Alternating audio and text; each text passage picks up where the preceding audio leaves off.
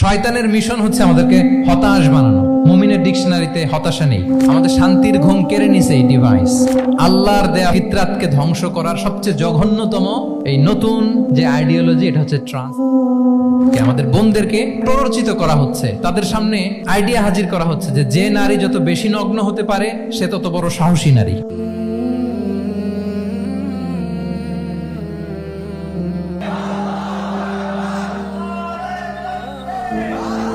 আসসালামু আলাইকুম ওয়া রাহমাতুল্লাহি ওয়া বারাকাতুহু। নাহমাদুহু ওয়া নুসাল্লি আলা রাসূলিহিল কারীম। আম্মা বা'দু ফাআউযু বিল্লাহি মিনাশ শাইতানির রাজীম। বিসমিল্লাহির রাহমানির রহিম। আল ইয়াওমা আকমালতু লাকুম দীনাকুম ওয়া আতমামতু আলাইকুম নি'মাতি ওয়া রাদিতু লাকুমুল ইসলাম দীনা। সাদাকাল্লাহুল আযীম। আপনারা খুব চমৎকার সেমিনারের একটা টপিক নির্ধারণ করেছেন যে আধুনিক যুগে ইসলামিক লাইফস্টাইল। শুরুতে আমি ইসলামিক লাইফস্টাইল বলতে আসলে কি বোঝায় এই আইডিয়াটাকে, কনসেপ্টটাকে ক্লিয়ার করে আমি আমার মূল আলোচনায় যাবো ইনশাআল্লাহ বিইذনিল্লাহ। খুব সহজে যদি বলি, ইসলামিক লাইফস্টাইল হচ্ছে যে লাইফস্টাইল কোরআন সুন্নাহ থেকে উৎসারিত এবং যে লাইফস্টাইল হচ্ছে এন্ডোর্সড বাই ইসলাম, যে লাইফস্টাইল আমাদের প্রিয় নবী মুহাম্মদ রাসূলুল্লাহ সাল্লাল্লাহু আলাইহি ওয়া আলিহি ওয়াসাল্লাম তিনি নিজে লিড করে দেখিয়েছেন আমাদেরকে। এটাই হচ্ছে ইসলামিক লাইফস্টাইল। আই রিপিট, যে লাইফস্টাইল কোরআন সুন্নাহ থেকে উৎসারিত, যেই লাইফস্টাইলকে ইসলাম এন্ডোর্সড করে এবং যে লাইফস্টাইল আল্লাহ রাসূল সাল্লাল্লাহু আলাইহি ওয়া আলিহি ওয়াসাল্লাম আমাদেরকে তিনি লিড করে দেখিয়েছেন। এটা একটা কমপ্লিট প্যাকেজ, একটা হোলিস্টিক প্রজেক্ট। এখানে কাটছাট করার সুযোগ নেই, মানে পিক এন্ড চুজ করার সুযোগ নেই। আমার পুরো জীবনটাকেই ইসলামে অনুশাসন দিয়ে যদি আমরা পরিচালিত করি, ইসলামের ছাঁচে যদি সাজাই, সেটা হবে ইসলামিক লাইফস্টাইল। এখানে পিক এন্ড চুজের কোনো সুযোগ নাই। মানে মুসলিম হইলে পার্ট টাইম মুসলিম হওয়া যায় না, ফুল টাইম মুসলিম হইতে হয়। মানে জীবনের প্রতিটা অঙ্গনে ইসলামকে আমাদের প্র্যাকটিস করতে হবে, কারণ আমরা জানি ইসলাম মানে হচ্ছে complete submission to the order of Allah, to the wish of Allah. কোনো যদি কিন্তু তবে ছাড়া আল্লাহর আদেশের সামনে নিজেকে উজাড় করে দেওয়ার নাম হচ্ছে ইসলাম। আই রিপিট, আমি আবারও বলছি, কোনো যদি কিন্তু তবে ছাড়া আল্লাহর অর্ডারের সামনে নিজেকে সঁপে দেওয়ার নাম কি? ইসলাম। সবাই বলুন তো, আল্লাহর আদেশের সামনে কোনো যদি কিন্তু তবে ছাড়া নিজেকে সাবমিট করা, এই সাবমিসিভ অ্যাটিটিউডের নাম কি? সবাই বলুন তো।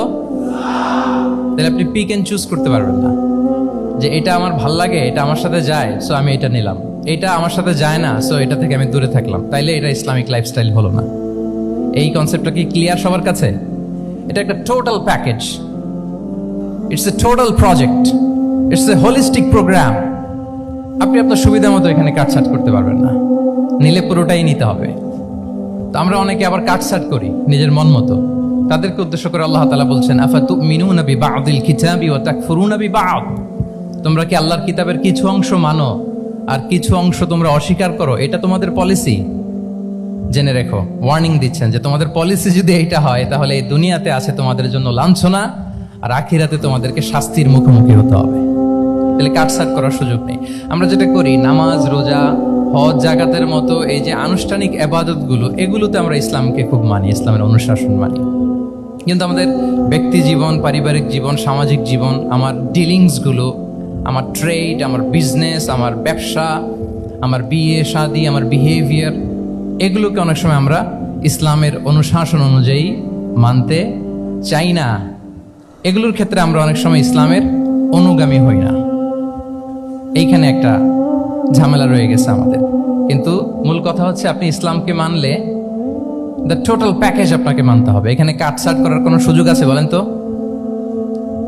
আওয়াজ করে বলেন, কোন কাটছাটের সুযোগ কি আছে? না, কারণ কমপ্লিট প্যাকেজ, কমপ্লিট প্যাকেজ। জীবনের প্রতিটি অঙ্গনকে ইসলামের অনুশাসন দিয়ে সাজানো, বা জীবনের প্রতিটি অঙ্গনে ইসলামকে অনুশীলন করার নামই হচ্ছে ইসলামিক লাইফস্টাইল।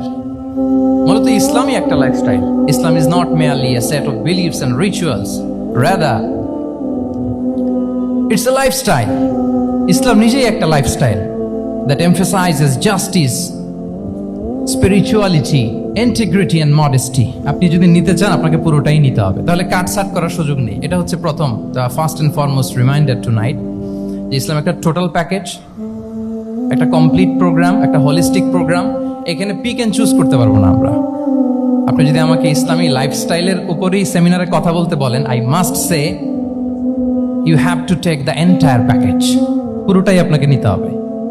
এই আইডিয়াটা ক্লিয়ার হয়েছে আমাদের সবার কাছে? সবার কাছে ক্লিয়ার তো? তাহলে পিক অ্যান্ড চুজ করবো নাকি? শুনি নাই সবার কাছ থেকে। পিক অ্যান্ড চুজ করা যাবে? কাটসাট করা যাবে? কিছু কিছু রুলস এন্ড রেগুলেশন আমার খুব ভালো লাগে, আমার জন্য খুব সুবিধা হয়, ওইটা নিলাম, বাকিগুলা কাটসাট করে দিলাম। তার মানে সহজভাবে পার্ট টাইম মুসলিম হওয়ার কোনো সুযোগ নেই, হলে ফুল টাইম হতে হবে। কাস্টমাইজড ইসলামের কোনো সুযোগ নেই, টোটাল প্যাকেজটাকে আমার অ্যাডাপ্ট করতে হবে। এটা হচ্ছে ইসলামিক লাইফস্টাইল।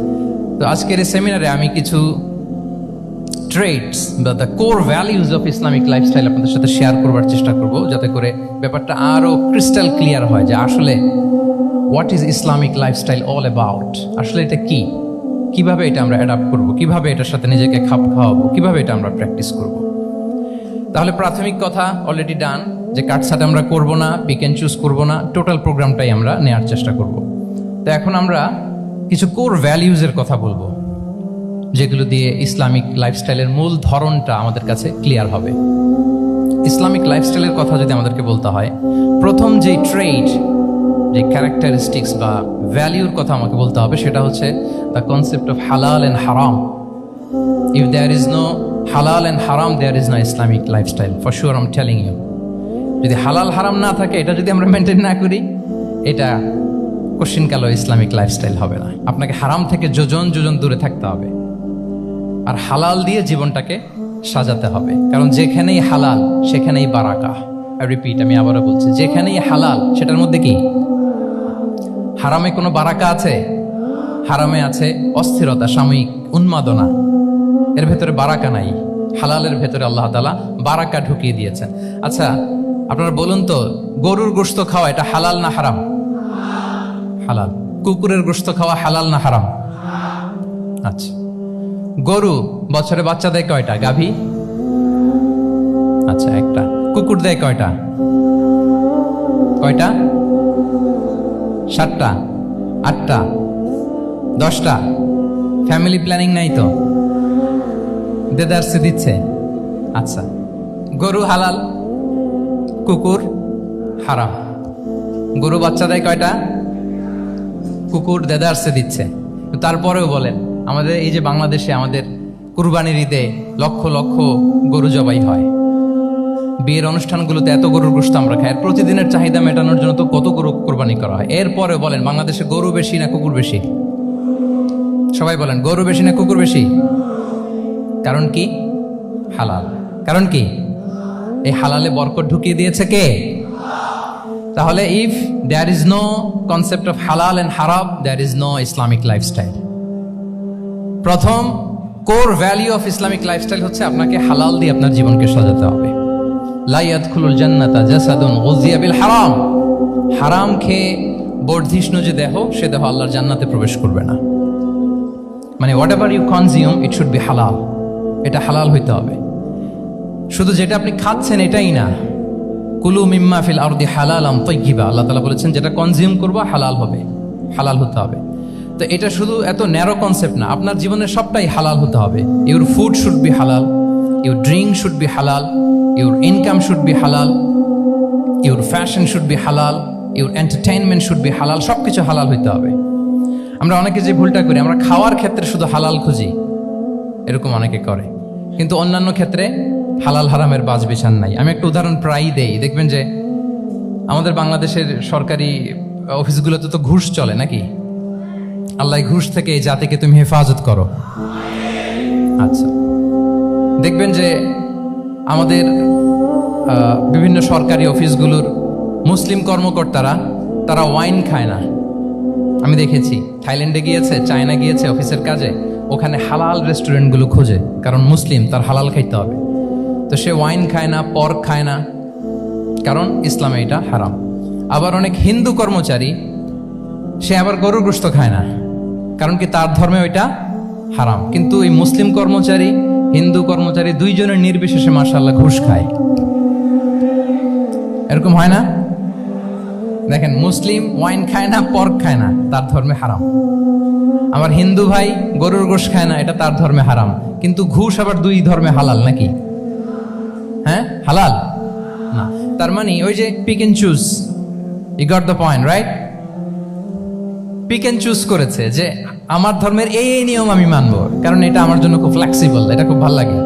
কিন্তু যেটা কঠিন হয়ে যাচ্ছে, যেটা তার বিরুদ্ধে দাঁড়াচ্ছে, ওইটা সে মানে না। তাহলে পিক এন্ড চুজ করার কোনো সুযোগ, আমরা আমাদের গোটা জীবনকে হালাল দিয়ে সাজাইতে হবে। তাহলে your lifestyle will be Islamic lifestyle. এই কথাটা কি বুঝতে পেরেছেন? তাহলে ইউর ফুড শুড বি হালাল, ইউর ড্রিঙ্ক শুড বি হালাল, ইউর ফ্যাশন শুড বি হালাল, ইউর ইনকাম শুড বি হালাল, ইউর এন্টারটেনমেন্ট শুড বি হালাল, even your relationship should be হালাল। ব্যাপার কি? এটার এত আওয়াজ বেড়ে গেল।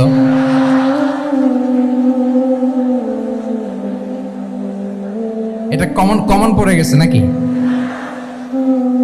আচ্ছা বলেন, হালাল রিলেশনশিপ কোনটা বলেন? এই যে, এই তো আসল জায়গায় হাত দিছি বোধহয়। আমাদের শিক্ষার্থী বন্ধুদের মধ্যে বিবাহিত আছি আমরা? হ্যাঁ, কারা কারা আছে দেখি তো।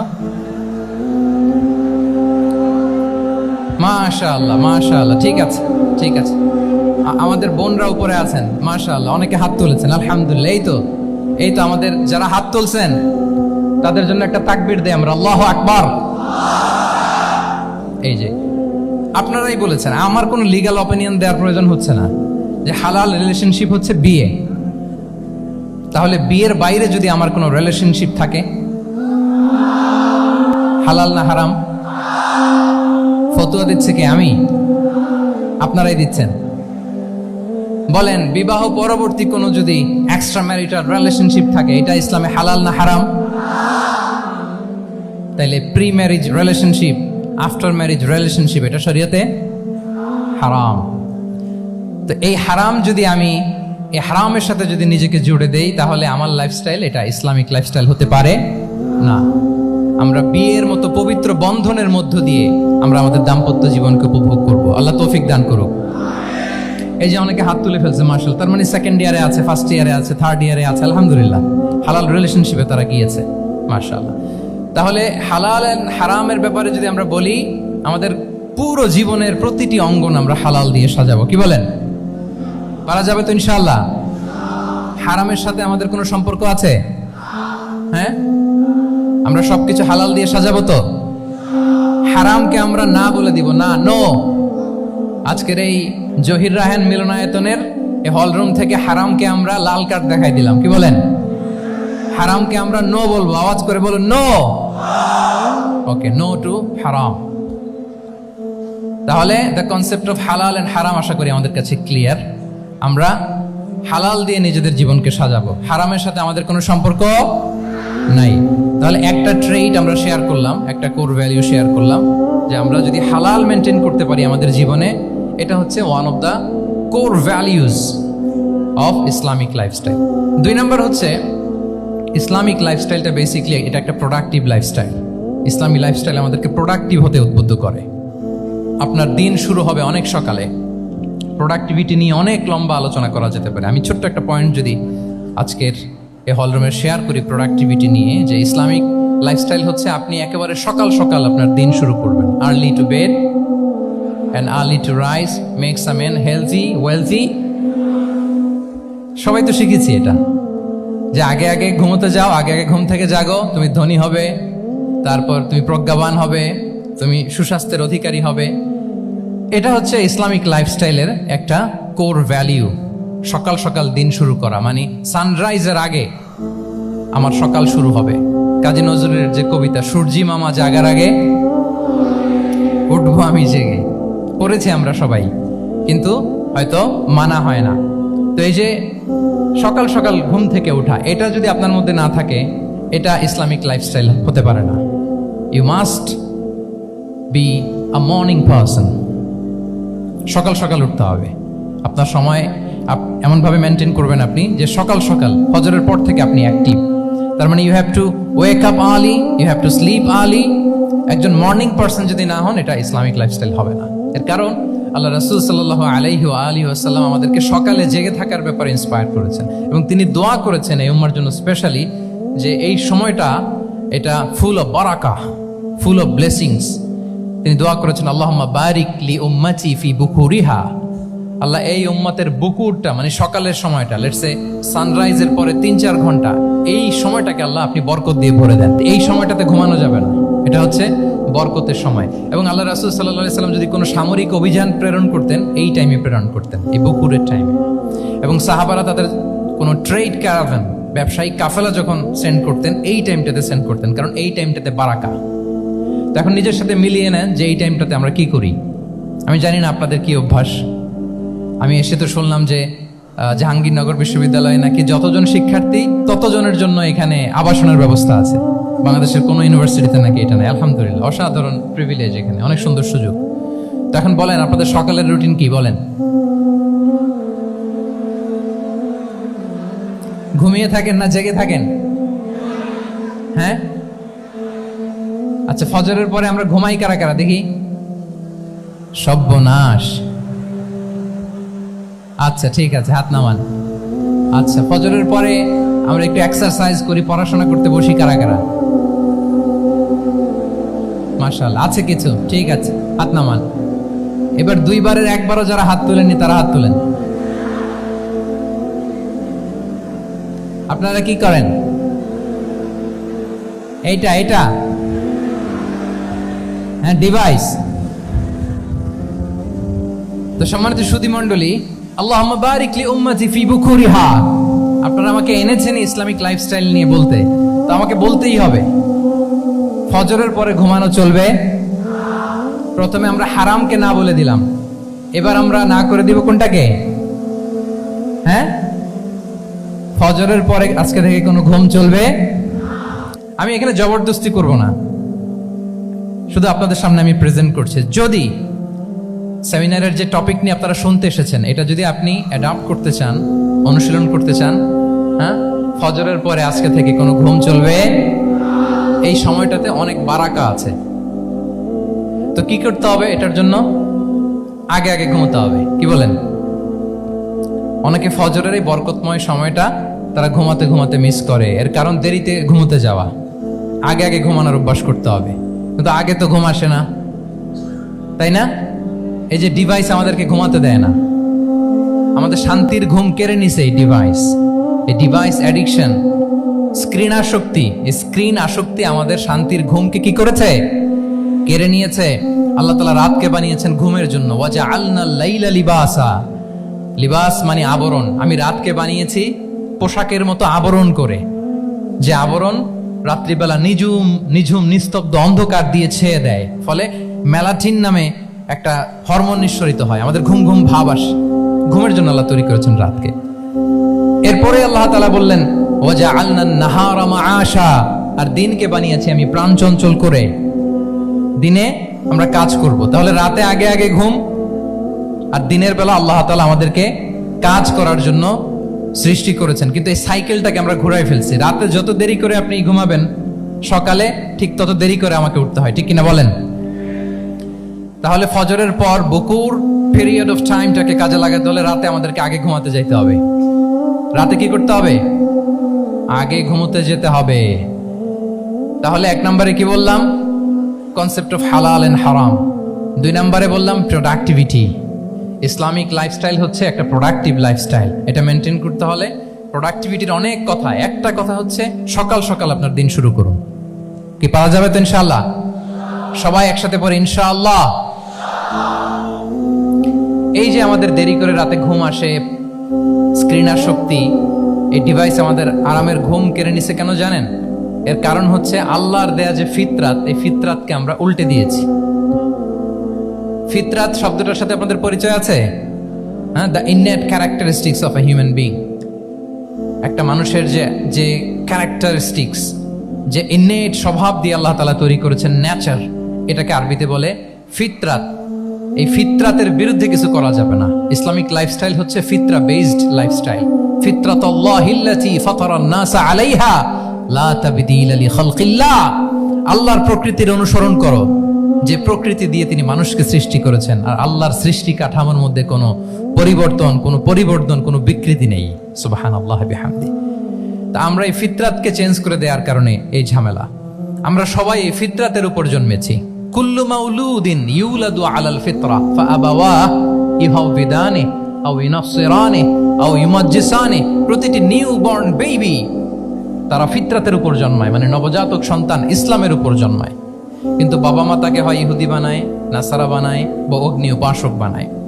তাহলে এই যে ফিতরাত, আল্লাহর দেয়া ফিতরাতকে যখন আমরা চেঞ্জ করেছি, আমাদের জীবন থেকে বারাকা উঠে গিয়েছে। ফিতরাতকে যদি আরো সহজ করে আমি আপনাদেরকে বুঝাই, তাহলে ফিতরাত হচ্ছে যা কিছু স্বাভাবিক, যা কিছু কল্যাণকর, যা কিছু ভালো, তাই ফিতরাত। আই রিপিট, সুপ্রিয় শিক্ষার্থী বন্ধুরা, ফিতরাত হচ্ছে যা কিছু স্বাভাবিক, যা কিছু ভালো, যা কিছু কল্যাণকর, তাই কি? তাই ফিতরাত। এই যে এখন আরবি কোন মাস চলছে বলেন তো? রজব। এই রজব মাসের 26 তারিখ দিবাগত রাত্রে আল্লাহ রাসূল সাল্লাল্লাহু আলাইহি ওয়াসাল্লাম ঊর্ধ্ব জগতের একটা ভিজিটে গিয়েছিলেন। আমরা জানি না সবাই? হ্যাঁ, ইসরা মেরাজের কথা আমরা জানি। সো এই মেরাজ রজনীতে আল্লাহ রাসূল সাল্লাল্লাহু আলাইহি ওয়া আলিহি ওয়াসাল্লাম ফিতরাত, মানে what is the essence of ফিতরা, এটা বোঝানোর জন্য হাদিসটা আমি শেয়ার করছি। মেরাজে যখন গেলেন, জিবরিল আলাইহিস সালাম ওনাকে 2টা পেয়ালা দিলেন। তিনি বললেন, উচিতু বি ইনাআইন, আমাকে 2টি পেয়ালা দেয়া হলো। ফি আহাদিহিমা লাবান ও ফিল আখারি খামর। এক পেয়ালায় ছিল দুধ, আরেক পেয়ালায় ছিল মদ।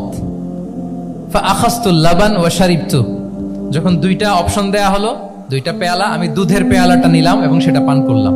তখন জিবরিল আলাইহিস সালাম বললেন, আসাবতাল ফিতরা, মানে you are guided to the fitra, আপনি সঠিকটাই নিয়েছেন। যেটা ফিতরা, যেটা নেওয়া উচিত, আপনি ওইটাই নিয়েছেন। তাহলে এখন আরো সহজ হবে। যদি 2টা পেয়ালা দেয়া হয়, একটা মদের পেয়ালা আর একটা দুধের পেয়ালা, তো আমরা নিব কোনটা বলেন? হ্যাঁ, তাইলেই ফিতরা হবে। তাহলে কি হবে? তাহলে যেটা স্বাভাবিক, যেটা কল্যাণকর, যেটা আমাদের জন্য ভালো, সেটা হচ্ছে ফিতরাত। তাহলে মদের পেয়ালা, দুধের পেয়ালা, কোনটা নিব? সবাই নিব তো নাকি? আমাদের রুচির যে দুর্ভিক্ষ চলতেছে, অনেকে মদের পেয়ালাই নিয়ে নিবে।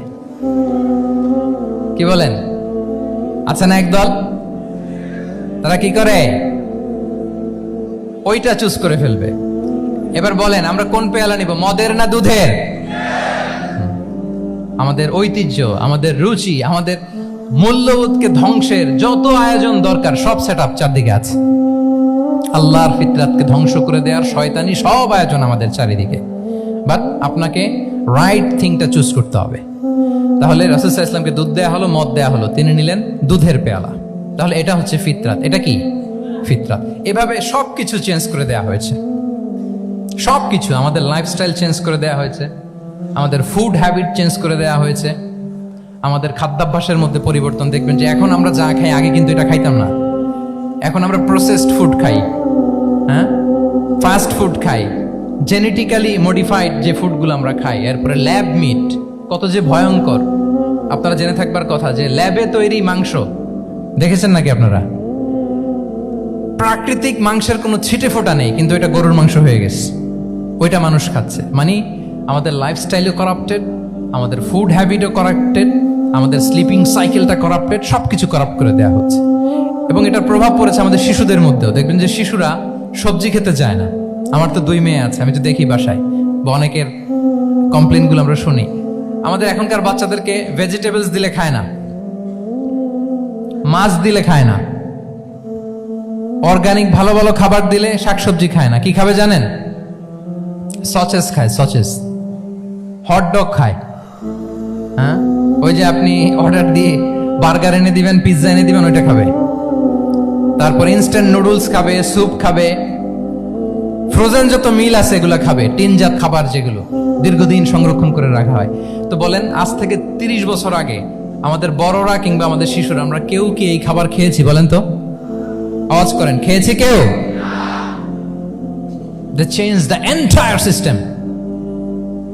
কেন আমরা ইসলামিক লাইফস্টাইল নিয়ে কথা বলছি এখন? কারণ আমাদের পুরো সিস্টেমটাই, আমাদের পুরো ফিতরাতটাই ওরা চেঞ্জ করে দিয়েছে। তারপর ডিভাইস ছাড়া বাচ্চারা খেতে চায় না, কার্টুন দেখে দেখে খাওয়াতে হয় ওদের। কি বলেন? আচ্ছা বলেন তো, আজ থেকে 30 বছর পেছনে ব্যাক টু দ্য হিস্ট্রিতে যদি আমরা যাই, 70-এর দশকে, 80-র দশকে বাংলাদেশের কোনো একটা গ্রামের কথা, একটা পল্লীর কথা আপনি একটু চিন্তা করেন তো। রাত 8টার দিকে 9টার দিকে আপনি ওই গ্রামের কাউকে খুঁজে পাবেন? 70-এর দশকে 80-র দশকে একটা গ্রামের পরিবেশের কথা যদি চিন্তা করেন, রাত 8টায় সবার কি অবস্থা বলেন তো? আপনি তো ঘুম খুঁজে পান না, আপনার তো ইনসমনিয়া। আমাদের এখন ট্যাবলেট খাওয়া লাগে না ঘুমের জন্য? আমাদের তো ইনসমনিয়া হয়ে গেছে এখন। কিন্তু আজ থেকে বেশি দূরে না, 30 বছর আগের একটা গ্রামীণ পরিবেশের রাত 8টার পরিবেশ হচ্ছে সবাই ঘুম। আমরা তারও 2 বা 3 ঘন্টা পরে ডিনার করব, কিন্তু ওনাদের মাগরিবের আগে বা পরে ডিনার করে ফেলছে। এশার নামাজ পড়েই কি 1-2 না, পুরো গ্রাম জামাতে ঘুম। পুরো গ্রাম জামাতের সাথে ঘুম। তো যে লোকটা 8টার দিকে ঘুমালো, উঠবে কখন বলেন? রাত 3টার পর ওর ঘুম আসবে? আর হ্যাঁ, ঘুমেরও তো একটা লজ্জা শরমের ব্যাপার আছে। আর কত থাকবে এখানে, কি বলেন? আপনি তো ঘুমাতে যান রাত 2টায়, আর আজ থেকে 30 বছর আগে আমার বাংলাদেশের একটা গ্রামীণ পরিবেশে রাত 8টার দিকে সবাই ঘুম। আমরা এখন যেই টাইমটাতে ঘুমোতে যাই, ওই সময় ওনাদের অর্ধেক ঘুম শেষ। ফজরের নামাজ পড়ে আমাদের বাপ চাচারা কি করতো? হ্যাঁ, একটু ব্যাক টু দ্য হিস্ট্রিতে তাকান না। ফজরের নামাজ পড়ে এক বল পান্তা ভাত খাইতো। আমরা তো এখন এতটুকু খাইলে আমাদের এটা বার্ন করার জন্য দৌড়াইতে হয় 5 কিলো, জিমনেশিয়ামে যাইতে হয়, কত আয়োজন, কত ওয়ার্কআউট করা লাগে। এক বল কাঁচামরিচ দিয়ে, পোড়ামরিচ দিয়ে ভাত খেয়ে চলে যাইতো ফসল খেতে। দুপুরে আবার এক বল, খাইতে বসলেই এক বল। আমরা সারা মাসে খেতে পারি না এক বল। আচ্ছা, কি খেত? খাওয়ার আইটেমটা দেখেন তো। কোনো ফরমালিন আছে? কথা বলেন। কোনো মেডিসিন ছিল না, একেবারে ফ্রেশ, হ্যাঁ, পিওর অর্গানিক। নিজেদের মাঠ থেকে আনা যে ধান, ঢেকি ছাটার ধান দিয়ে ভাত খেত। বাড়ির পুকুরের মাছ, কোনো ফরমালিন নাই। নিজের চাষ করা সবজি খেত, গোয়ালের দুধ খেত। আমরা অনেকে মনে করি যে আমাদের এই যে সায়েন্স এন্ড টেকনোলজিক্যাল অ্যাডভান্সমেন্টের যুগে আমরা বোধহয় খুব সুখে আছি, আমাদের দাদা পরদাদারা বোধহয় এত সুখ করে যায় নাই। ওনারা যে সুখ করে গেছে তা আমরা চোখেও দেখি নাই। আমার দাদা পরদাদারা যে সুখে লাইফ লিড করেছে তার অর্ধেকও আমরা করতে পারি না। তারাই আসলে শান্তির, সুখের, আনন্দের সময়টা তারা কাটিয়েছে। তাহলে সম্মানিত সুধী মণ্ডলী, পুরো আমি আপনাদেরকে বোঝানোর চেষ্টা করছি যে ইসলামিক লাইফস্টাইল নিয়ে why we should talk about Islamic lifestyle. কারণ পুরো সিস্টেমটাকে তারা কোলাপস করেছে, করাপ্ট করেছে। Food habit, the lifestyle, the sleeping style, সব চেঞ্জ করেছে। তো এই জন্য আল্লাহর দেয়া ফিতরাতকে যেন আমরা প্রিজার্ভ করি, আমরা সচেতন হই। এখনই যদি সচেতন না হই, ডিজাস্টার আমাদের জন্য অপেক্ষা করছে। Just wait and see. তাহলে ইসলামিক লাইফস্টাইল হচ্ছে একটা ফিতরা বেসড লাইফস্টাইল। এই ফিতরাকে আমাদেরকে প্রিজার্ভ করতে হবে। তাহলে 3টা পয়েন্ট বলে ফেলছি অলরেডি, যদি আপনাদের মনে থাকে। প্রথমে কি বলেছিলাম? হালাল, হালাল দিয়ে জীবন সাজাবো। 2 নম্বরে প্রোডাক্টিভিটির জন্য কি করব? রাতে দেরি করে ঘুমাবো। তাহলে আগে আগে ঘুমাবো, ফলে আগে আগে ঘুম থেকে জেগে কাজ শুরু করব। 3 নম্বরে ফিতরা, মানে আল্লাহর দেয়া প্রাকৃতিক যে নিয়ম, মানে আলোর সাথে সাথে আমার জীবন শুরু, আলো নাই আমিও ঘুমায় পড়বো। কি বলেন? আপনি উন্নত দেশে তো তাই হয়। জাপানে আমি কয়েকবার গিয়েছি, আগে আগে ঘুমায় পড়ে। ইভেন আমেরিকাতে আমি কয়েকবার গিয়েছি, অনেক অনেক শহরে 8টার পরে সুপার শপ বন্ধ, 8টার পরে ঘুম এরা। আমরা হাঁটছি কোন দিকে? আমরা একটু নিজেদেরকে প্রশ্ন করি। তাহলে 3 নাম্বার হচ্ছে ফিতরা বেসড যে লাইফস্টাইল, এটার দিকে আমাদেরকে ফিরে আসতে হবে। 4 নাম্বার হচ্ছে মডেস্টি, শালীনতা। One of the core values of Islamic lifestyle. এই শালীনতা আমরা হারাতে বসেছি। মডেস্টি বললে অনেকে শুধু কাপড় চোপড় নিয়ে চিন্তা করে, যে ছোট কাপড়, বড় কাপড়। Modesty is not about only clothing, but also your behaviour, your dealing, your overall character. শুধু আপনি মডেস্টি, শালীনতা বললে কাপড় চোপড় নিয়ে চিন্তা করবেন না।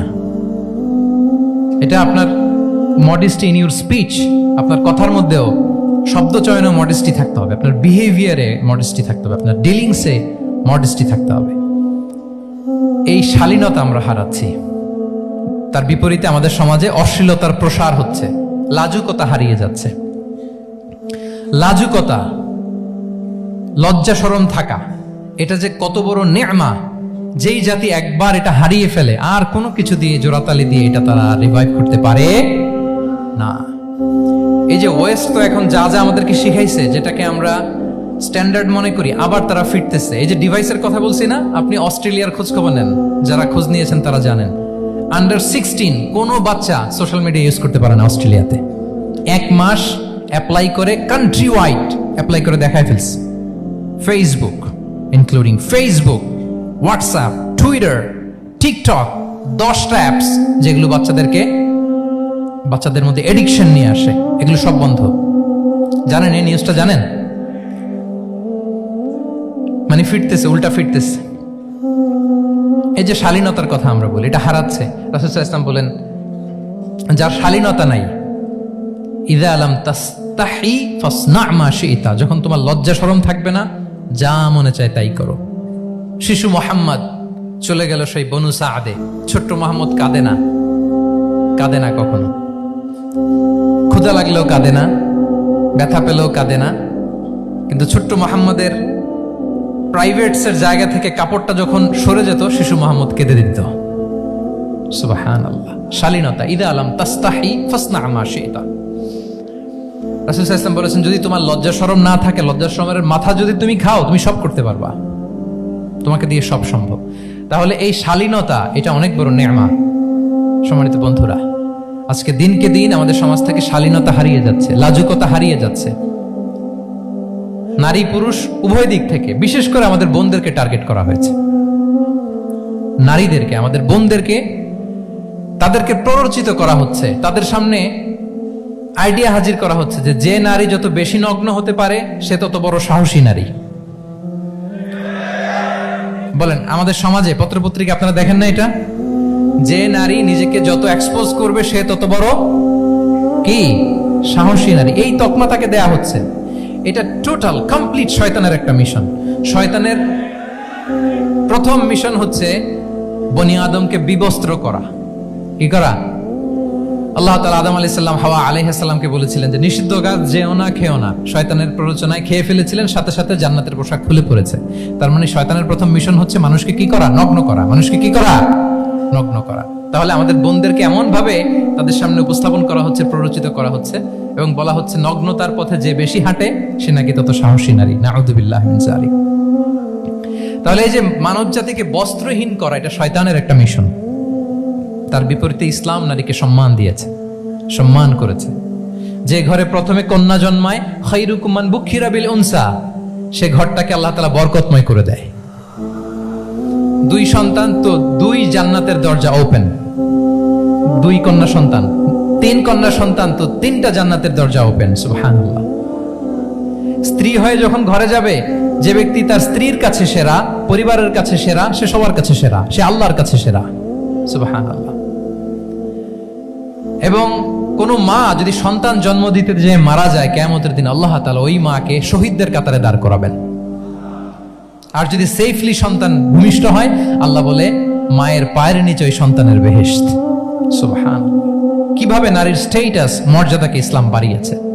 এবং এই যে ইসলাম যে নারীকে যে ভিআইপি হিসেবে কনসিডার করে, হ্যাঁ, ইসলামের দেয়া নারীর ড্রেস কোড নিয়ে আমাদের অনেকের কত কথা, কত ক্রিটিক। এটা কেন করে? কারণ Islam consider women as a queen. Islam তো নারীকে রানী হিসেবে কনসিডার করে। কি হিসেবে বলেন? আচ্ছা বলেন, যে কুইন হবে, যে রানী হবে, তার একটা স্পেশাল ড্রেস কোড থাকবে না? তার একটা স্পেশাল প্রোটোকল থাকবে না? রানীর সাথে কি যা মনে চায় তা করা যায়, দেখা করা যায়, তার কাছে যাওয়া যায়? আল্লাহু আকবার। কারণ ইসলাম চায় নারীদের জন্য পৃথিবীটা নিরাপদ হোক। ইসলাম চায় নিজ গৃহে বা কর্মক্ষেত্রে নারীরা নিরাপদ থাক। ইসলামের যত ভ্যালিউজ আছে, যত রুলস এন্ড রেগুলেশন আছে, এটা আমাদের ভালোর জন্য, মানব জাতির কল্যাণের জন্য। তাহলে এই অশ্লীলতা থেকে আমাদের যোজন দূরে থাকতে হবে। If you talk about Islamic lifestyle, আমাদেরকে শালীনতা, মডেস্টি ফিরিয়ে আনতে হবে। You have to maintain modesty.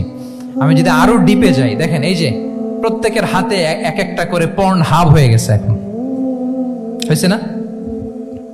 পর্নোগ্রাফির সয়লাভ, বিকৃত যৌনাচারের সয়লাভ।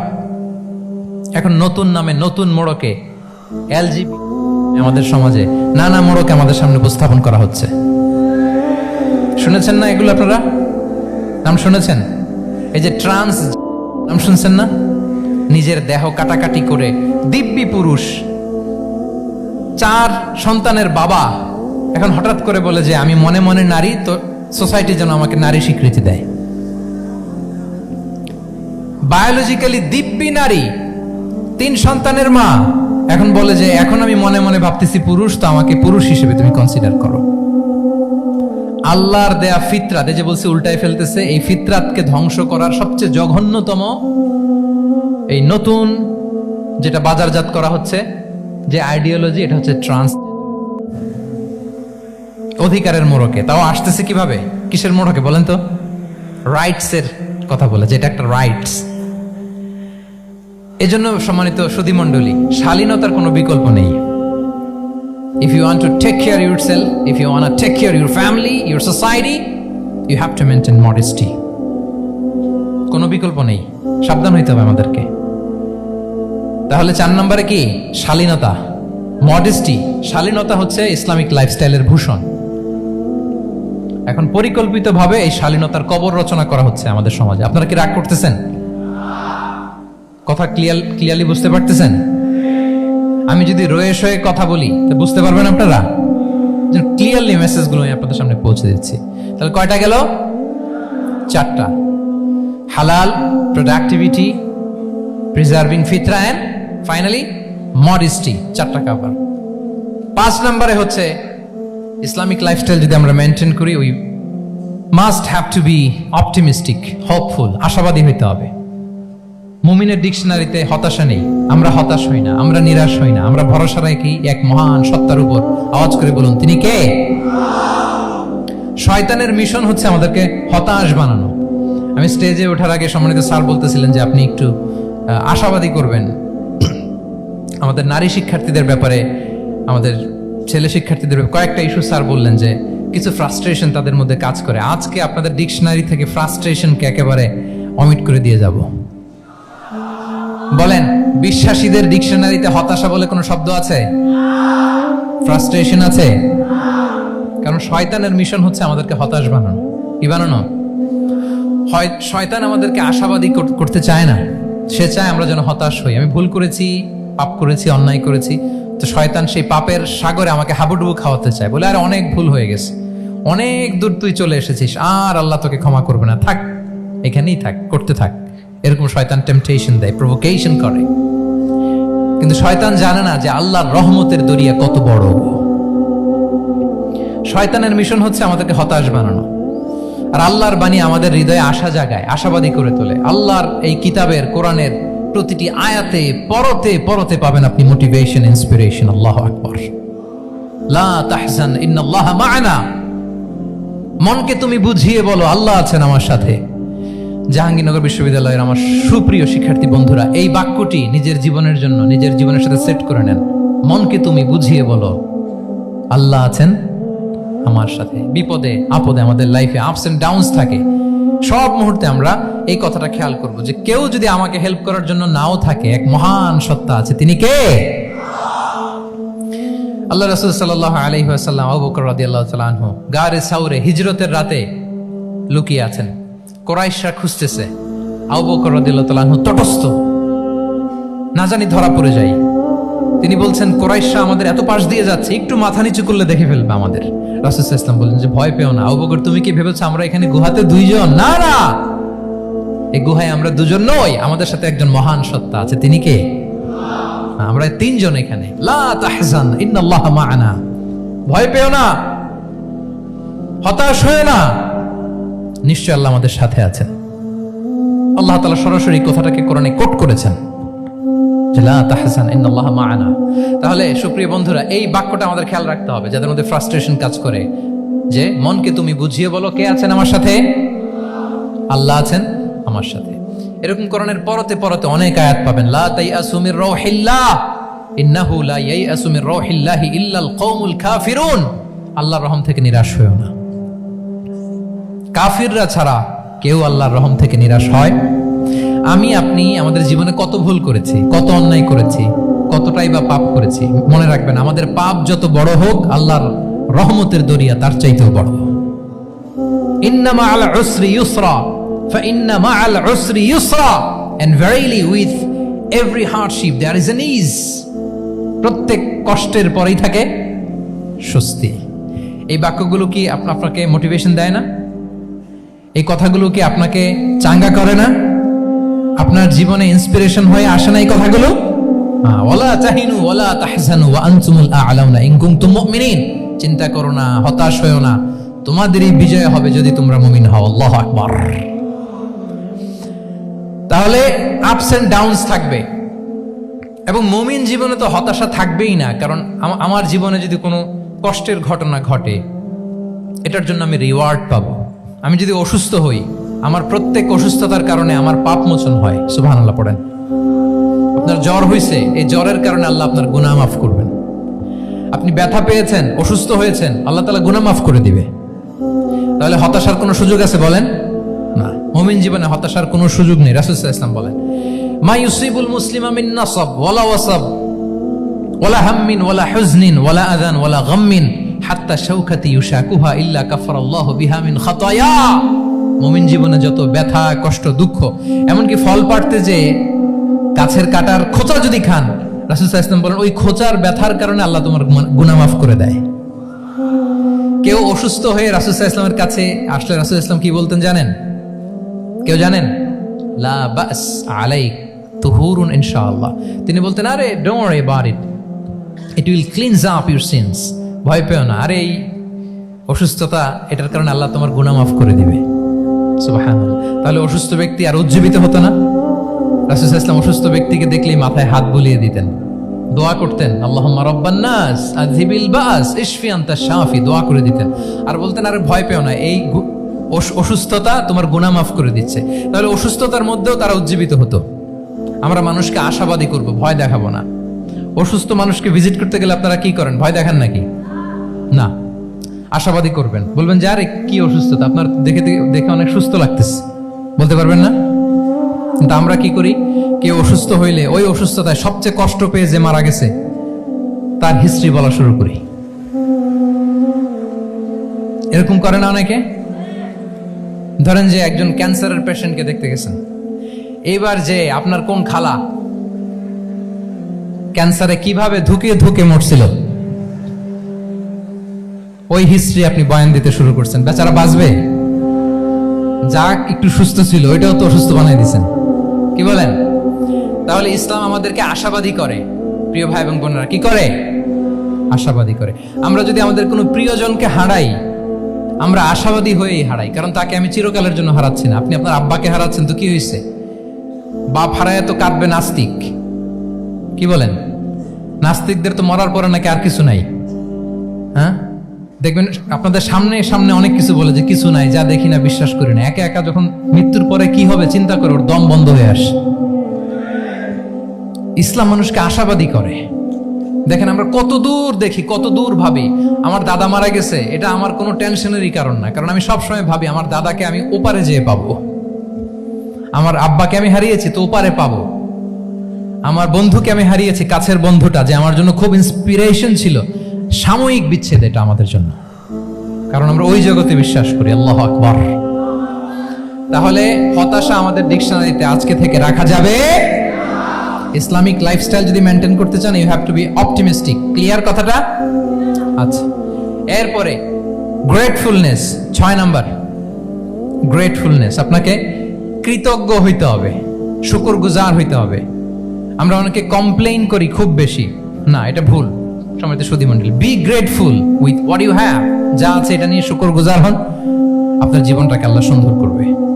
তাহলে কমপ্লেইন করব না, আমরা শুকরগুজার হব। রাসূল সাল্লাল্লাহু আলাইহি ওয়াসাল্লাম বলেছেন, তোমার চেয়ে যে খারাপ অবস্থানে আছে তার দিকে তাকাও, যে ভালো আছে তার দিকে তাকিও না। হ্যাঁ, যে ভালো আছে তার মতো আপনি হওয়ার চেষ্টা করবেন। আপনার গোল থাকবে। I am not talking about the goals and plans. Your plan and goal should be bigger and bigger. But আপনি ও খুব ধনী, ও খুব ভালো আছে, এটা দেখে কষ্ট পাবেন না, কারণ আপনি খেয়াল করেন যে আপনার চেয়ে অনেক খারাপ অবস্থানে আছে অনেকে। ওর দিকে তাকালে দেখবেন যে আপনার আর খারাপ লাগতেছে না। শেখ সাদি রাহিমাহুল্লাহ, বিখ্যাত কবি, নাম শুনেছেন না? ওনার একবার পায়ে দেওয়ার মতো জুতা ছিল না। কি ছিল না? সবাই বলুন, কি ছিল না? জুতা। তো উনি একবার রাস্তা দিয়ে হাঁটতেছেন, হঠাৎ দেখেন এক লোকের দুইটা পাই নেই। কি নাই? শুকরগুজার হলেন, চিৎকার করে বললেন আলহামদুলিল্লাহ, যে আল্লাহ অনেক ভালো আছি, আমার জুতা নাই এজন্য মন খারাপ, ওর তো পাই নাই। এজন্য বেঁচে যে আছি এজন্যই আলহামদুলিল্লাহ। লা ইন শাকারতুম লা আযীদান্নাকুম ওয়া লা ইন কাফারতুম ইন্না আযাবি লাশাদীদ। আল্লাহ বলেন, যদি শুকরিয়া করো, শুকরগুজার হও, আমি আল্লাহ নিয়ামত বাড়িয়ে দেব। যদি না শুকরি করো, জেনে রাখো আমার শাস্তি কঠিন। তাহলে বেঁচে যে আছি এজন্যই কি পড়া উচিত? জাহাঙ্গীরনগর বিশ্ববিদ্যালয় আওয়াজ করেন, বেঁচে যে আছি এজন্য কি পড়বো? আপনি যে অবস্থানে থেকে খুশি না, ভাল লাগে না আপনার, যে হায় রে আমি তো লুজার, আমার কিচ্ছু নাই, আপনার এই অবস্থানে পৌঁছাটা অনেকের জন্য স্বপ্ন। মানে যেটা পেয়ে আপনি হ্যাপি না, অতটুকু হইতে পারাটা অনেকের কি স্বপ্ন। আপনাকে যদি জিজ্ঞেস করি, ভাই কি চান, কি লাগবে বলেন, কি চান?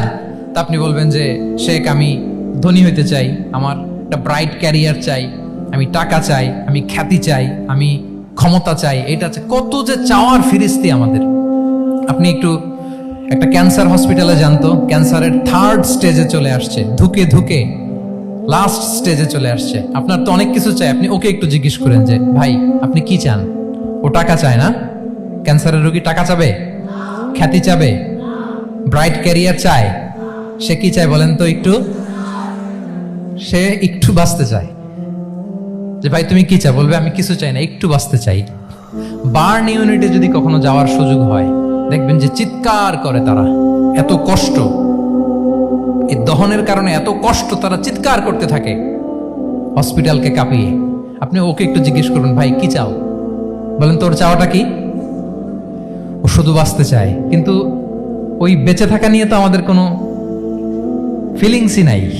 আমরা যে বেঁচে আছি এটা যে শুকরগুজার হওয়ার অনেক বড় একটা কারণ, আমরা এরকম করে ভাবিই না। এজন্য সুপ্রিয় সুধী মণ্ডলী, আমরা যে বেঁচে আছি এজন্য আলহামদুলিল্লাহ। শুধু বেঁচে থাকার কারণে আমরা কি পড়বো? তাহলে গ্রেটফুলনেস। আপনি যদি ইসলামিক লাইফস্টাইলে নিজেকে অভ্যস্ত করতে চান, আপনার যেমনি অপটিমিস্টিক হইতে হবে, এট দ্য সেম টাইম আপনাকে কি হইতে হবে? গ্রেটফুল হইতে হবে। 7 নম্বরে তাওয়াক্কুল। Put your trust on Allah, because only He can help you, only He can protect you. And when you put your trust on Allah, you are in a divine shield. আপনি যখন আল্লাহর উপর নিজেকে ন্যস্ত করেন, আপনি একটা ডিভাইন, একটা প্রোটেকশনের ভেতরে থাকেন। বিশ্বাসীরা কি করে? আল্লাহর উপর ভরসা করে। কি করে? কার উপর? তদবিরের উপর, লবিং এর উপর, মামা চাচা। তাহলে আল্লাহর উপর ভরসা হবে। কার উপর? ফাইদা আযামতা ফাতাওয়াক্কাল আলাল্লাহ। আল্লাহর উপর ভরসা করব। এমনকি ঘর থেকে বের হওয়ার সময় রাসূল সাল্লাল্লাহু আলাইহি ওয়াসাল্লাম আমাদেরকে বলেছেন আল্লাহর উপর তাওয়াক্কুল করো। আমরা কি দোয়া পড়ি বলেন তো ঘর থেকে বের হয়ে? বিসমিল্লাহি তাওয়াক্কালতু আলাল্লাহ। এই তাওয়াক্কুল নিয়ে আমাদের অনেক মিসকনসেপশন আছে। আমাদের মধ্যে একটা প্রবণতা আছে, অনেকে বলে যে যা হবে হবে, আল্লাহ ভরসা। বলে যে যা হবে হবে, কি ভরসা? কথা বলতে হবে তো আমার সাথে। আপনার কি বোরিং হচ্ছেন? ওরে আল্লাহ, অনেক রাত হয়ে গেছে, তো শেষ করে দেই তাহলে। আর কয়েক মিনিটের মধ্যে শেষ করবো ইনশাআল্লাহ। তাহলে অনেকের মধ্যে একটা প্রবণতা আছে, তারা বলে যে যা হয়েছে হয়েছে, কি ভরসা? যা করে আল্লাহ, আল্লাহ ভরসা। এটা it's not the concept of তাওয়াক্কুল। এটা তাওয়াক্কুল নয়। ইসলামে তাওয়াক্কুল is always at the second step. The first step is your effort. প্রথমে আপনি চেষ্টা করবেন, এরপরে আপনি আল্লাহর উপর তাওয়াক্কুল করুন। কিছু না করে যদি বলেন আমি আল্লাহ ভরসা, এটা আল্লাহ ভরসা হয়েছে? এটা আপনার মন গড়া একটা কথা হয়েছে, কিন্তু এটা তাওয়াক্কুল হয়? আমাদের অনেকে অলসতা, অকর্মণ্যতা, অপারগতা, হীনমন্যতা এগুলোর তাওয়াক্কুল বানায় ফেলাইছে। হাত গুটায় বসে থাকবে, কাজ করবে না, অলস, আর বলে কি আল্লাহ ভরসা। রিজিকের মালিক আল্লাহ, কিছু করবে না আর বলে আল্লাহ ভরসা। প্রিয় ভাইরা, রাসূল সাল্লাল্লাহু আলাইহি ওয়াসাল্লাম তিনি অলসতা, অকর্মণ্যতা, হীনমন্যতা, কাপুরুষতা, ভীরুতা এগুলো থেকে আল্লাহর কাছে পানাহ চেয়েছেন। নিজের সাধ্যের সবটুকুন তিনি করেছেন, তারপরে আল্লাহ ভরসা করেছেন। এবং পাখিকে ইসলামে তাওয়াক্কুলের মডেল বানানো হয়েছে। রাসূল সাল্লাল্লাহু আলাইহি ওয়াসাল্লাম বলেন, লাউ আন্নাকুম তাতাওয়াক্কালুনা আলাল্লাহি হাক্কা তাওয়াক্কুলি লা রাযাকাকুম কামা ইয়ারযুকুত তুয়ুর তাগদু খিমাসান ওয়া তারুহু বিতানান, মানে তোমরা যদি পাখির মতো তাওয়াক্কুল করো তাহলে পাখিকে আল্লাহ যেমন রিজিক দেয় তোমাদেরকেও রিজিক দিবে। পাখি কি করে বলেন তো? প্রতিদিন সকালবেলায় ওর ঘরের ভিতরে বসে বলে যে আল্লাহ ভরসা, বলে বরঞ্চ কি করে সে সকাল সকাল কিচির মিচির রবে দিক দিগন্ত মাতিয়ে সে বের হয়ে যায়, সারাদিন ঘুরতে থাকে। তাহলে খালি পেটে সকালবেলায় পাখিগুলো বের হয়ে যায়, আকাশে বাতাসে ছুটে বেড়ায়, আর বিকেল বেলায় ওদর পূর্তি করে প্রতিটা পাখিকে তার নিড়ে ফিরিয়ে দেয় কে? আপনারা তো বোঝা অনেক সহজ। আপনাদের জাহাঙ্গীরনগর এটা তো নাকি পাখিদের অভয়ারণ্য শুনলাম, আমি কখনো আসা হয়নি, আমার দিনের বেলা আসা দরকার ছিল, তাহলে আপনাদের ক্যাম্পাস বিউটি আমি দেখতে পেতাম। তো পাখি কিন্তু বসে থাকে না, সকালে কি করে? খালি পেটে পাখিগুলো বেরিয়ে যায়, ওরা ওদের রোল প্লে করে, চেষ্টা করে, এরপরে বিকেল বেলা ওদর পূর্তি করে তাদেরকে নিড়ে ফিরিয়ে দেয় কে? তাহলে পাখিকে তাওয়াক্কুলের মডেল বানানো হয়েছে। আপনি হাত গুটিয়ে বসে থেকে বললেন আল্লাহ ভরসা, এটা হয়েছে না। আপনি আপনার সর্বোচ্চটুকুন চেষ্টা করবেন, সব করার পরে এরপরে আপনি বলবেন আল্লাহ ভরসা। তাহলে তাওয়াক্কুল হলো প্রথমে যে কোনো জিনিস অ্যাচিভ করার জন্য পরিকল্পনা করা, তারপর সে পরিকল্পনা বাস্তবায়নের উপায় বের করা, তারপর বিভিন্ন উপায় উপকরণের সাহায্য নিয়ে সেটা অ্যাচিভ করার জন্য প্রাণান্তকর প্রচেষ্টা চালিয়ে যাওয়া, অবশেষে ফলাফলের জন্য কার উপর নির্ভর করা। দিস ইজ কল্ড তাওয়াক্কুল। এখন আমি কিছুই করলাম না, বললাম যে যা করে আল্লাহ, তাওয়াক্কুল হয়েছে তো না? আমাদের সমাজে দুইটা ধারণা, কেউ কেউ বলে আরে আমি তো সব করব, তাওয়াক্কুলের দরকার কি? Absolutely wrong. আবার অনেকে মনে করে আল্লাহই সব করে দিবে, এটাও absolutely wrong. The concept of Islam is in between this two extreme lines. এই দুইটার মাঝখানে হচ্ছে তাওয়াক্কুল। তাহলে তাওয়াক্কুলের মেকানিজম হচ্ছে আমার সাধ্যের সবটুকুন আমি করব, তারপরে আল্লাহর সাহায্য আসবে, সেজন্য আমি তাওয়াক্কুল করব। আপনারা মুসা আলাইহিস সালামের ঘটনা জানেন। উনি যখন বনী ইসরায়েলকে নিয়ে লোহিত সাগরের সামনে আসলেন, ফেরাউন তার সৈন্য নিয়ে ধাওয়া করলো, আল্লাহ তাআলা সাথে সাথে কি রাস্তা বানাই দিলেন নাকি? সাগরের মাঝখানে না। আল্লাহ বললেন আনিদ্রিব বিআসাকাল বাহর, লাঠি দিয়ে একটা বাড়ি মারো সাগরে। মুসা আলাইহিস সালাম বাড়ি না মারলে তো আল্লাহ রাস্তা বানাতে পারতেন না, না পারতেন না? পারতেন, কিন্তু এটা তাওয়াক্কুলের মেকানিজম নয়। ওনাকে বলেছেন বাড়ি মারো, উনি লাঠি দিয়ে বাড়ি মারলেন, বিশাল রাস্তা হয়ে গেল। মারিয়াম আলাইহিস সালাম যখন ঈসা আলাইহিস সালামকে ডেলিভারি করলেন, ক্লান্ত শ্রান্ত ক্ষুধার্ত, কি খাবেন? আল্লাহ তাআলা বললেন ওয়াহুজ্জি ইলাইকি বিজিযইন নাখলাতি তুসাকিত আলাইকি রুতাবান জানিয়া, মানে মারিয়াম একটু কষ্ট করে উঁচু হয়ে পাশে একটা খেজুর গাছ আছে, ওটা ডাল ধরে টান দাও, টসটসে পাকা খেজুর পড়বে নিচে, ওটা খাও। উনি টান না দিলে আল্লাহ এমনি অটোমেটিক্যালি পাঠাতে পারতেন না খেজুর? আল্লাহ পাঠাননি। তাহলে এই পৃথিবীর সিস্টেম হচ্ছে আপনাকে কষ্ট করতে হবে, আপনার রোলটা আপনাকে প্লে করতে হবে। ইসলামে তাওয়াক্কুল is always at the second step, the first step is your effort. আপনাকে চেষ্টা করতে হবে, তারপরে আপনি তাওয়াক্কুল করবেন, তাহলে এটা প্রপার তাওয়াক্কুল হবে। তাহলে এখন থেকে হাত গুটিয়ে বসে থেকে আল্লাহ ভরসা বলবেন? আমরা এটা ভুল করে ফেলি। রাসূল সাল্লাল্লাহু আলাইহি ওয়াসাল্লাম, ওনার কাছে আল্লাহর সাহায্য আসতো, জিবরিল আলাইহিস সালাম আসতো, তারপরেও কখনো তিনি নিজের ভাগ্য আল্লাহর হাতে ছেড়ে দিতেন না। আমাদের মতো যা করে আল্লাহ ভরসা বলে কখনো নিজের ভাগ্য আল্লাহর হাতে ছেড়ে দিতেন, বরং নিজের সাধ্যের সবটুকুন দিয়ে তিনি চেষ্টা করতেন। তারপর তিনি ভরসা করতেন কার উপর?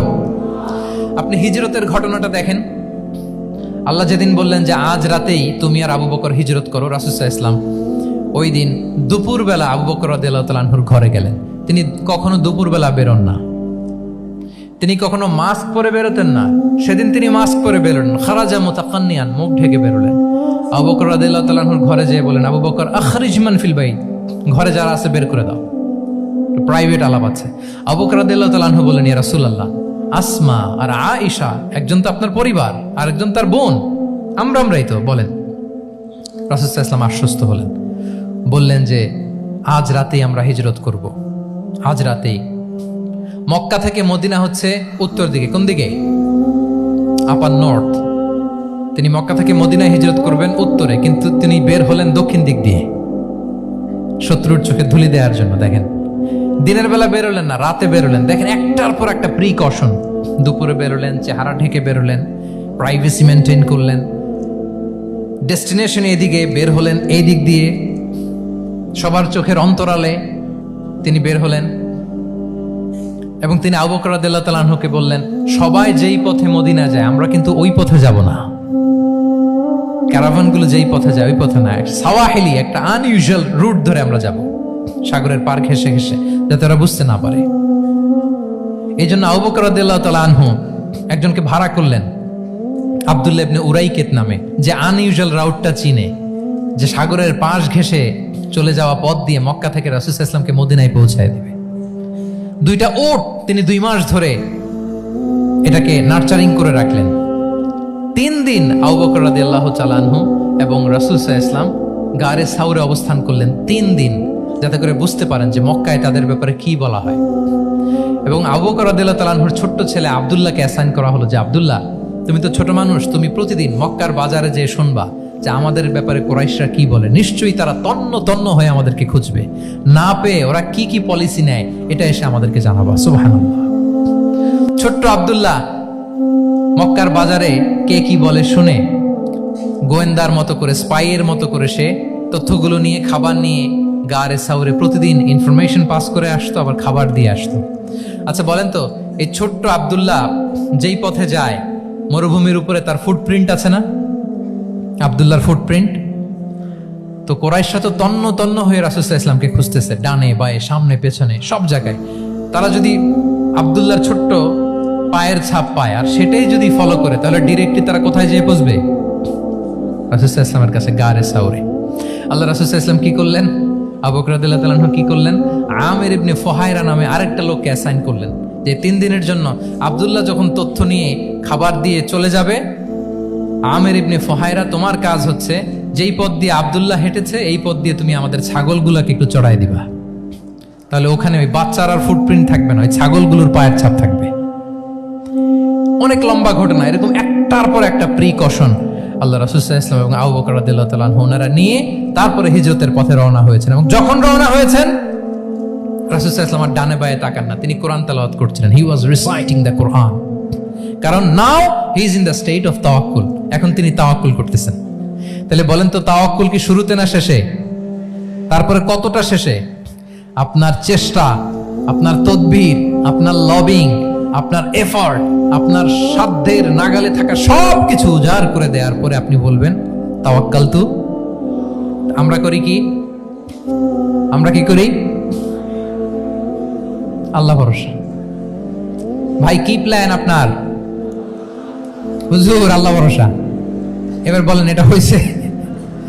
এটা কি আসলে দ্য প্রপার কনসেপ্ট অফ তাওয়াক্কুল হয়েছে প্রিয় ভাই এবং বোনেরা? হয় নাই। কারণ তাওয়াক্কুল is always at the second step, the first step is your effort. আপনি আপনার সাধ্যের সবটুকু করবেন, তারপর কি করবেন? ক্লিয়ার? সব শেষ। কথা হচ্ছে আপনি যদি ইসলামিক লাইফস্টাইল মেনটেন করতে চান, আপনাকে উম্মা সেন্ট্রিক অ্যাটিটিউডের অধিকারী হতে হবে। উম্মা সেন্ট্রিক। আমাদের মুসলিম উম্মা একটা দুঃখী উম্মা, নেতৃত্বহীন উম্মা, বলিষ্ঠ নেতৃত্বের অভাবে এদিক থেকে লাথি মারলে আমরা এদিকে যাই, এদিক থেকে মারলে এদিকে যাই। শুধু একটা স্ট্রং লিডারশিপের অভাব, ঠিক কিনা বলেন?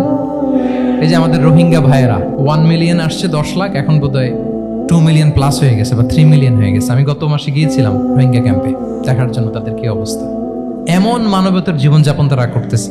ধর্মে তারা কোন ধর্মের বলেন তো? আমাদের ভাই, আমাদের বোনেরা, তাদের কোনো সলিউশন নাই। কাশ্মীরের ভাই বোনদের কি অবস্থা দেখেন তো। আর গাজার অবস্থা নাই বা বললাম, পাখির মতো গুলি করে মারা হয়েছে, মসজিদ ধ্বংস করা হয়েছে, এমনকি খ্রিস্টানদের গির্জা ধ্বংস করা হয়েছে। একটা লিডারশিপের, একটা স্ট্রং লিডারশিপের অভাবে আজকে আমাদের এই অবস্থা। এজন্য আপনি যদি ইসলামিক লাইফস্টাইলের কথা বলেন, অফকোর্স আপনাকে উম্মা সেন্ট্রিক মেন্টালিটির হতে হবে। এই দুঃখী উম্মাকে নিয়ে আপনার প্রজেক্ট থাকতে হবে। আমরা আমাদের নিজেদের শক্তি, সম্ভাবনা, ঐতিহ্য এগুলো একেবারে ভুলতে বসেছি। আমরা যে যোদ্ধা ছিলাম, আমরা যে বিজয়ী ছিলাম, আমরা বেমালুম ভুলিয়ে গিয়েছি। জ্ঞান বিজ্ঞানে একসময় আমরা লিড দিয়েছি, ঠিক কিনা বলেন? আমাদের জাবির ইবনে হাইয়ান ছিল, আমাদের আল বিরুনি ছিল, আমাদের আল ইদ্রিসি ছিল, আমাদের আল ফারাবি ছিল। এই নলেজ এখন ওয়েস্টে ট্রান্সফার হয়েছে, সেই নলেজ আবার ট্রান্সফার হয়ে আমাদের করতলগত একদিন হবে ইনশাআল্লাহ। তো ওই প্রজেক্ট তো আমাদের নাই। একদিন যে আমাদের হাতে আসবে, হুজুর আল্লাহ ভরসা নাকি? শুধু আল্লাহ ভরসা বলে বসে থাকলে হবে? সেলফ সেন্টার্ড হওয়া যাবে না, উম্মাহ সেন্ট্রিক আমাদেরকে হইতে হবে। উম্মার জন্য আপনার হৃদয়ে একটা দরদ থাকতে হবে। অন্যের জন্য কাজ করার একটা মেন্টালিটি আমাদের গ্রো করতে হবে। যারা অন্যের জন্য করে তারা জানে যে এটাতে কি সুখ, কি মজা।